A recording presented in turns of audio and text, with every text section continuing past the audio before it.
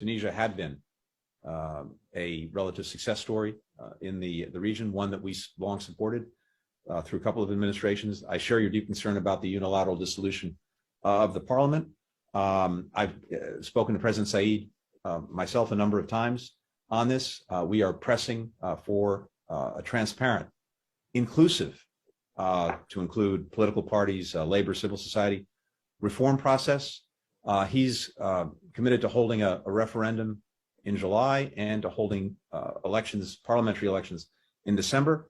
Ideally, that would have moved a lot faster, but at the very least, Tunisia needs to hold to that.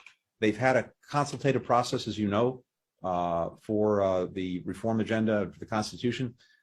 Very small percentage of eligible Tunisians have actually participated in that. It was online, and I think about 6.5% of Tunisians actually participated. That does not augur well for something that is really an inclusive process of reform.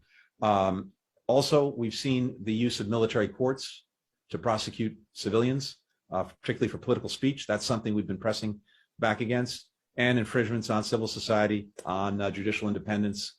All of these factor into our assistance. And so part of what you have in the budget before you is an assistance plan that is calibrated on the realities that we face in Tunisia now, but with the ability, if President Said moves the country back onto a better track, to provide additional support for Tunisia going forward. At the same time, I think the most important thing that they need to do is to make themselves fully eligible for support from the international financial institutions. And again, what's happened now has gotten them off track on that.